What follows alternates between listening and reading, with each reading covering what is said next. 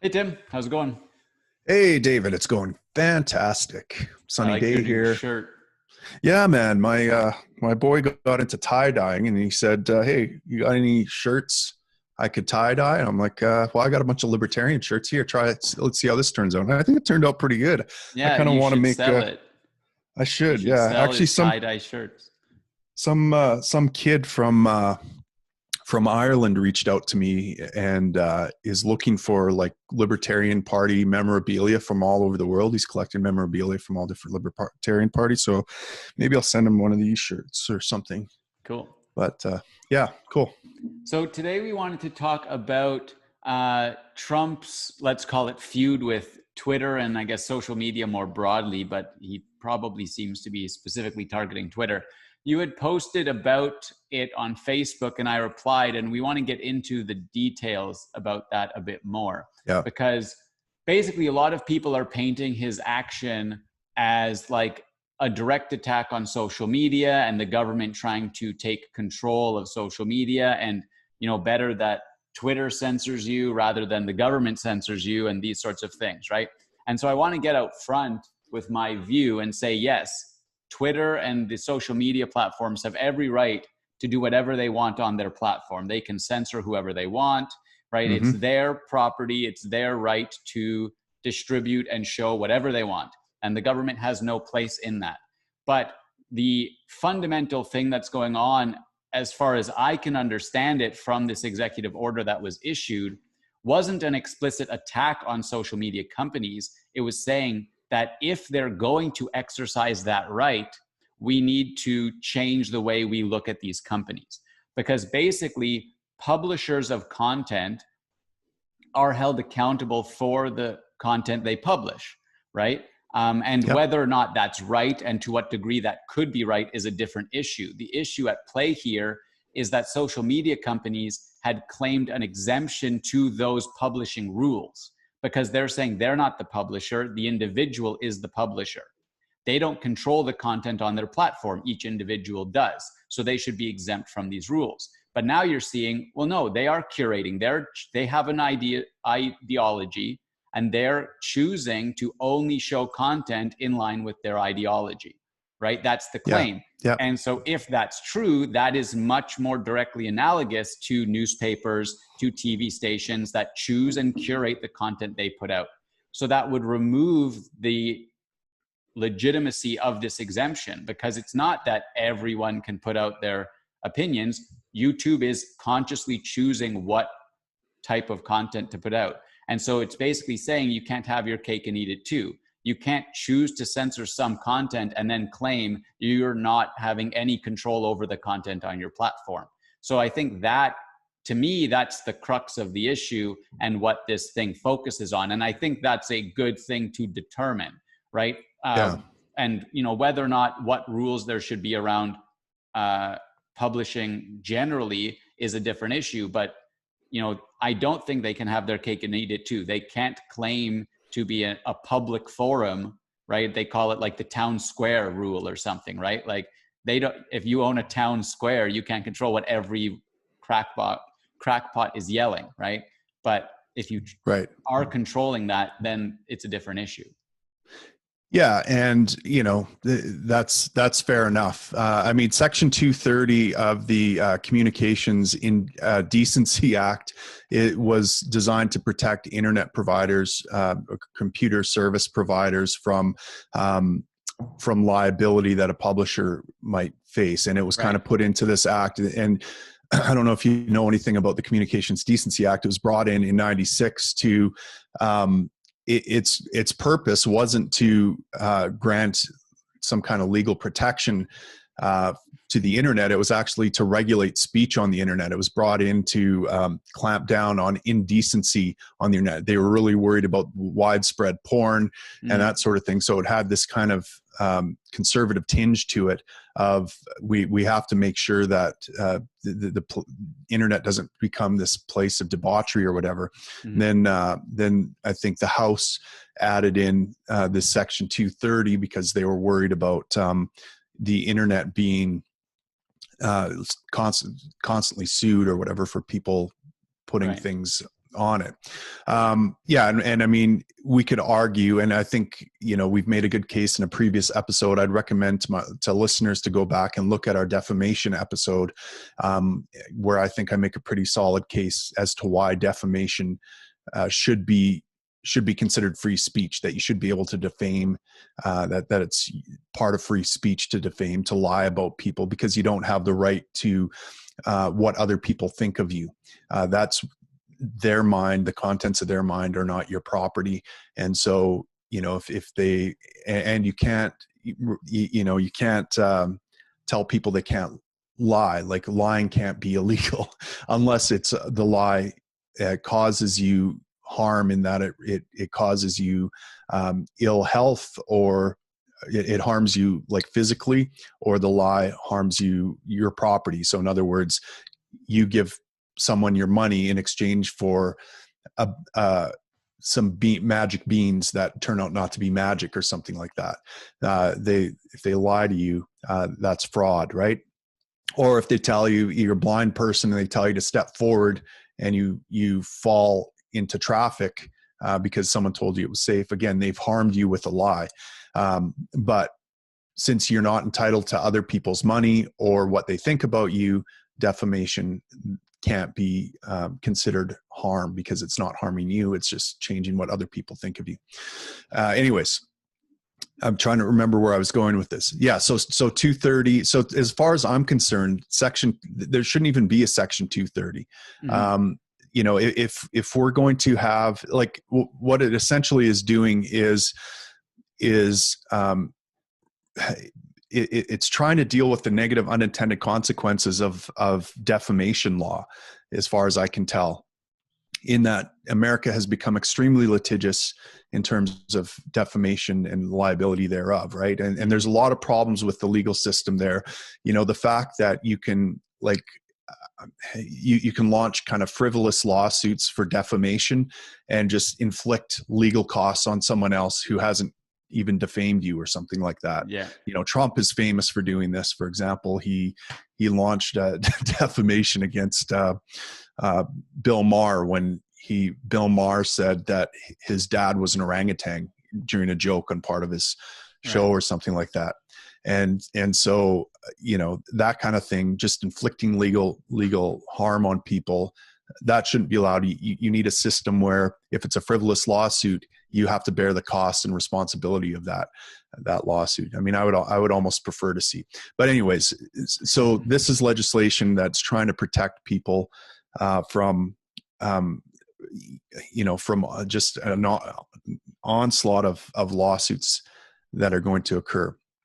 So I don't think that, even given the legal landscape where we have defamation, everyone the law should equally apply to everyone. Like, you having a platform, and moderating that platform shouldn't protect you from liability. I don't think, but I honestly think that the courts, leave it up to the courts. So I have no problem removing Section 230 from everything. I don't see why we even need Section 230 at all. But beware of the erosion of liberties here, because if they can sue Twitter or Facebook for moderating conversations and curating content, why couldn't they hit a university, let's say, for allowing a right-wing speaker like Ben Shapiro or someone like that for speaking on their campus, and then the university be liable for the speech that these controversial figures are saying on their university campus? And do you really want that? So I won't get too much into the defamation, because I'm not certain I agree with you, but I've not thought about it enough, or at least not since we last talked about it. But I think, you do see that conversation about universities has also come up. Should they lose government funding if they aren't a public square, and these sorts of things? I think, so I think it's an important point, and I still agree that this should not be regulated in this way regardless. I don't off the top of my head have if any and if what regulation should be there, but I inherently, or I tend towards there shouldn't be any, right?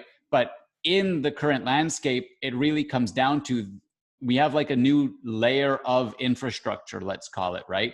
So like the idea behind this exemption is so like an actual internet service provider like Rogers isn't held liable for what is posted on the internet through Rogers, right? Because it's like they don't monitor that, they couldn't monitor that. And so even if there's fraudulent action, actually fraudulent action taken via Rogers, you know, just because I have a Rogers internet connection, that shouldn't make Rogers liable for the crimes that are committed via that internet connection, right? But it's tending towards, you know, maybe if I'm consistently committing crimes on Facebook and Facebook knows I'm committing crimes and they don't stop it, would they be liable? And so, I mean, that's a more extreme example. Talking about speech is more difficult, but the whole idea is these kind of, so let's call it software infrastructure companies, Twitter, Facebook, Google, they're essentially infrastructure on the internet, right? And so does this infrastructure on the internet get grouped with literal physical infrastructure like Rogers, or get grouped with publishers? And it's a new phenomenon, so people don't really know how to deal with it.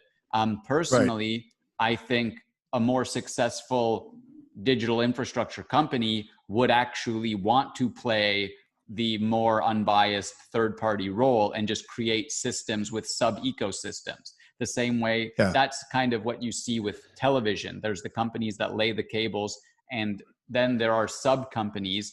Fox is liable for what is said on Fox News, right? And so I think you could have that additional layer and that would change things. But for the current situation, it really is these, let's call it digital infrastructure companies. How are they treated? And I think it is dependent on how they decide to act. Right. So, well, and let's say we have a website where we allow our followers to network with each other and comment on what each other are doing and different things like that. And let's say we want to moderate that because we don't want a bunch of swearing or different, you know, like we want to create a productive environment. Do you think that we should be held liable for what people are posting if we start curating and kind of moderating content? Well, so that's the thing. I don't think I can solve this right here, right now, right? I think it's a complex issue. And the fundamental answer is no, none of this should probably be regulated at all, right? Anything that can be illegal should be just controlled, should be monitored online by the police the same way it would be in person, right? They should have tools and mechanisms to just enforce explicit laws online, right? That is what should happen. But in that vein, I would say it does seem like forums and like allowing conversation and modern conversation is different than vast publication, right? And so the claim is that these companies are now acting in some manner as publishers. I think it's worthy of investigation, but I think none of this should actually be happening, right? And so that's why it's I don't know I struggle to know my exact stance, because it's like, well, there's some quote, it's like the least productive thing you can do is make something more efficient that shouldn't be done at all, right? So it's like, so it's like, okay, I do think in the current context, this is a good conversation to have and probably a step in the right direction, but I think the entire context is likely wrong. So it's just difficult to make sense of nonsense, right? Well, if you read this executive order, there's a few things that should stand out that should trouble you, right? So as soon as its opening line, when it starts talking about protections against online censorship, the opening line is, "It is the policy of the United States to foster clear ground rules promoting free and open debate on the internet."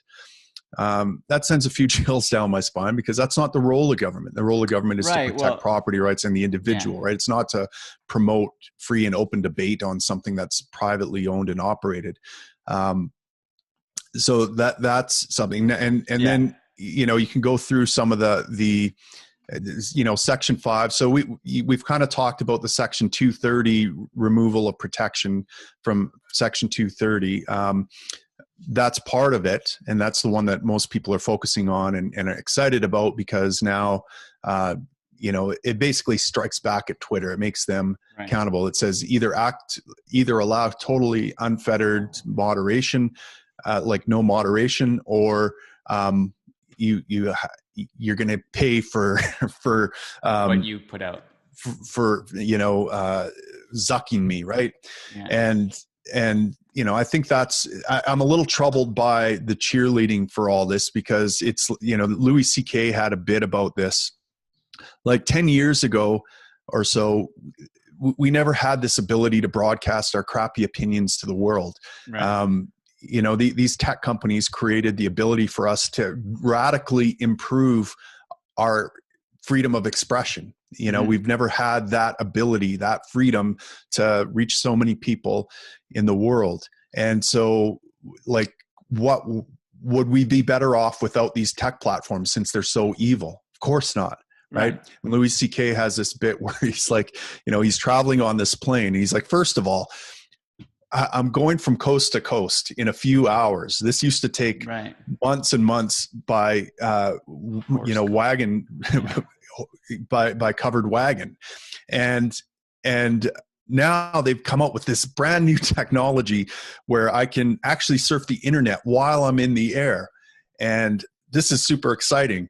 And he says his partner, and then they get up in the air and the Wi-Fi doesn't work. And this lady starts complaining immediately. Something that never even existed like 5 minutes ago, and you're complaining now that you're not, it's not working perfectly for you, right? And that's kind of the attitude I see with Facebook. It's like, these guys are terrible. Well, while you're complaining on Facebook, which is, you know, kind of like Neil Young complaining about CO2 emissions while having the largest carbon footprint of any human being, kind of thing. But okay, let's move on to this next section here, where Section 5, the Attorney General shall establish a working group regarding the potential enforcement of state statute. So they're creating government departments here.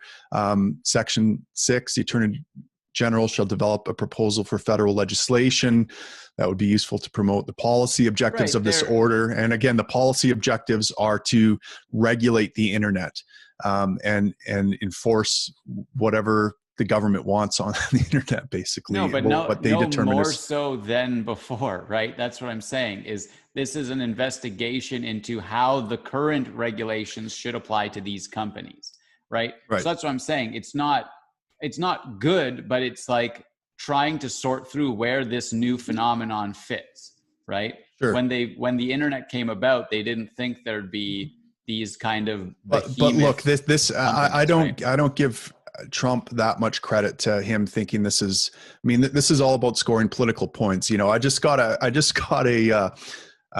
email from Trump today, official Twitter accountability survey. They ask you to take this survey.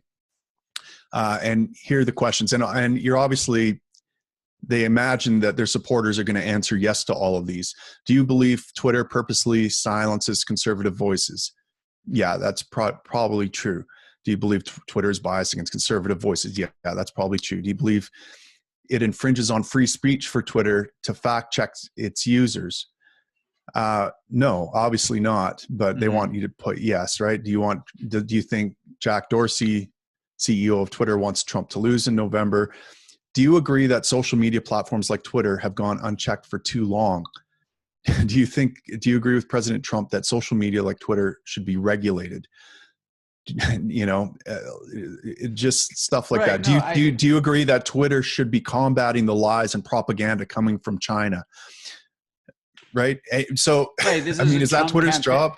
No, but again, that's a Trump campaign thing. Yes. Right. So they can do whatever they want there as well. That's not directly applicable to the government. I read the executive order and it didn't seem like Trump just bashing stuff down our throats to me. Again, like I said, this is all wrong, right? This all should not be happening, but I don't view it as this is the alarming thing, right? You have to look at the entire view of these private organizations. And I think it is a bad trend that you have conservatives largely going rah, censor these companies, regulate these companies because they're, quote, censoring us, right? It's the same BS that the liberals always complain about. If you don't like something, build a better system. Build a system where you can have your conservative views, or you can have a real objective system, right? Right. But and in a lot of ways, this is a pushback against the left trying to regulate social media as well, right? So the left wants social media to censor in a leftist way, right? And of course, these silicone tech companies are right in the strongholds of Democratic-controlled areas, right, in Silicon Valley. But that is their business prerogative. If they honestly think it's a better business, if it gets their business ahead to give in to these like screaming, shrieking millennials, like that's their right to make that bad decision, right? Right, but it's not just that. It's look, we saw this with the Russia collusion thing, right? And how Facebook was held responsible for Trump winning, and for like Twitter and Facebook were allowing Russia to hack the election. They were called. Zuckerberg was called before Congress numerous times to and of course he wants to play ball with the government. He wants to get on the right side of the issue. And so if he sees things going towards, listen, maybe we need to start moderating and regulating things a bit more, and fact checking a bunch of fake news and doing all these things, maybe that's what we need to do to stay out of the government's crosshairs. And now that's putting them in Trump's crosshairs because they're fact checking him. And as soon as they fact check Trump, he drops this executive order.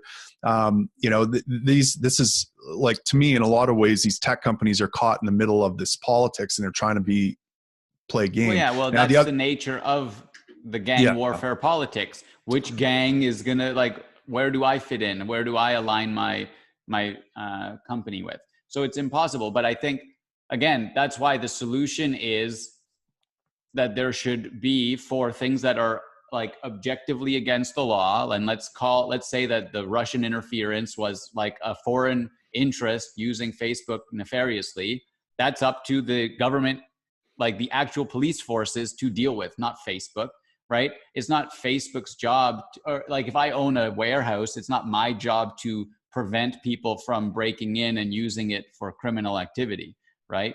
I would call the police to do that, right? So I think, again, the whole way we're viewing all of these issues is wrong, right? Like, we need to get out of the internet and look at it the same way we look at physical reality and say, okay, no, when there are nefarious things going on, it is the police who have to deal with that in the same manner they would with physical reality. Yeah, that's right. Yeah. So, if Facebook hurt you somehow, draw on a diagram where it hurt you and bring it to the police station, and they will go arrest Facebook for you.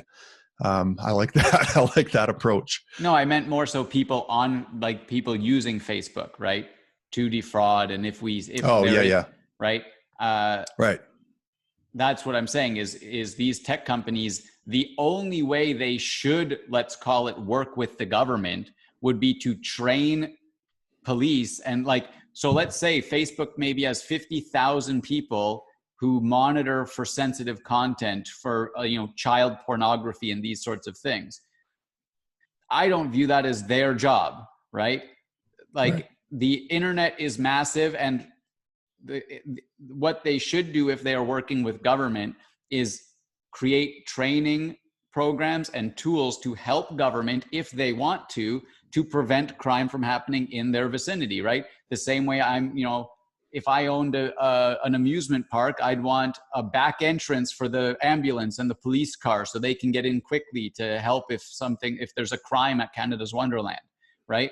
Sure. And these sorts of things. So it's more that sort of relationship that needs to be built, whereas they're trying to kind of create their own ecosystem and control it completely. And it just doesn't make sense to me, the way they're trying to do it. But well, I mean, in part, they're enhancing their users' experience of their product by getting rid of, child porn right? no, Because I don't want to see that pop up on my Facebook feed. So, right. They're monitoring things, and they're trying to curate an environment where the users are going to enjoy it, Right. But I'm while saying trying to appease the government.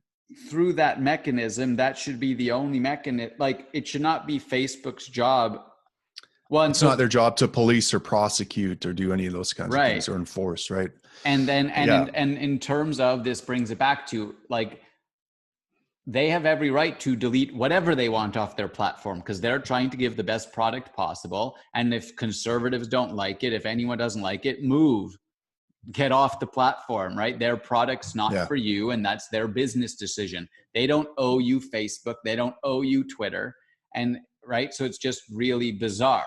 I think the entire conversation is just people being stupid, right? They think they're, like you said, the plain example, they feel entitled to these platforms that didn't exist 10, 20 years ago. And now, if like, it's, Ayn Rand would call it rewriting reality, right? Well, it's not quite, because it's not reality, but it's like, well, I would have built Facebook differently. Well, then go build a different Facebook, right? Right. And yeah. And we can talk, we can talk about some of the issues there, that there is intellectual property really clamps down on competition in this space, right? If you try to use anything that looks too much like Facebook or Twitter functionality, I'm sure they have patents or trademarks or copyrights on different aspects of their technology that prevent anyone from doing something similar. So that really hinders. True, but you don't think it's true? No. I No, mean, there was Snapchat, then Instagram took Snapchat stories and made Instagram stories, right? And like, there's so many tweaks you can make. I think that people are just lazy to innovate more so. I mean, I don't know the details of how IP applies to software, but I'm very skeptical. Well, and there are plenty of competitors out there now, right? Yeah. There's Minds, there's different things like that. No one's moved over there because the largest audience is on Facebook, but right. And it's the network effect, right? Something gains value as more people use it. But I mean, there's Hatreon that competes with Patreon. There's some alt-right Twitter, right? Like, there are competitors, but again, people don't use them yet, but they're not good enough, right? I think they will be eventually, right? This is still a new field, right? This is a new entire massive field of tech, in my view. Yeah, absolutely. I mean, it kind of started with MySpace. MySpace is now gone and defunct, and there's constantly new things coming out. Like TikTok is a new hot place, right? Yeah. And there's some other one out of China now that's trying to compete with TikTok, and it looks very similar to TikTok, apparently. Right. So no, that's fair. Right. And I mean, fundamentally though, like, I think the government shouldn't regulate this stuff at all. To the degree it has any validity to regulate anything, it would be policing specific users the same way they'd police that user's behavior in real life, to the degree that anyone thinks that is allowable by the government. And that's it, right? And it's just, they need to be able to do that well, right? They have to figure out how to do their job as police properly online. And that's it. Yeah. But in terms of regulating the functions, and if they don't figure that out just perfectly now, they're going to be in trouble, right? Now, here's the thing: these big tech companies are going to be able to figure this out. They're going to find the right balance. They're all, they are connected to the oligarchy. It's the upstart media companies that are really going to have to worry about this type of executive order, because as soon as they start moderating, they're now going to be hit with a bunch of lawsuits from people, and it's going to make it difficult for them to compete.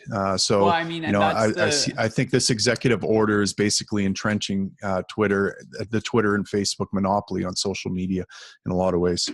Yeah, I'd have to think about that more. I mean, that is what tends to happen with things, with regulations. I don't know enough or I have not thought enough about it to know if this regulation would do that. But I think fundamentally, the only issue is what what you did highlight in your post is that no one has a right to come to my house and spit on my shoes. And that's what people are arguing that these social media companies should be forced to do. That they should be forced to let whoever wants to say anything on their platforms. And I just don't think that's true. I don't think that can be true. And all of the arguing is around that.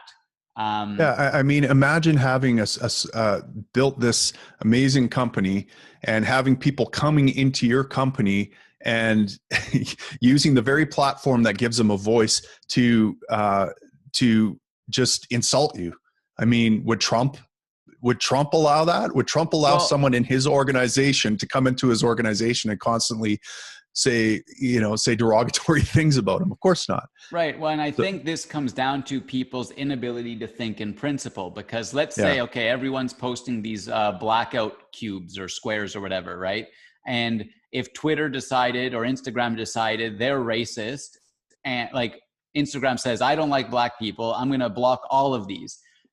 Do you think people would leave Instagram? No, they'd just get mad on Twitter, right? But people wouldn't take a principled stance and stop patronizing a company, right? Yeah. And so because they refuse to be principled and they think their life depends on Instagram, they just try and force the government to make Instagram what they want, rather than imagine if 1 million people went to a new platform, that would be a pretty successful platform and it would get the ball rolling.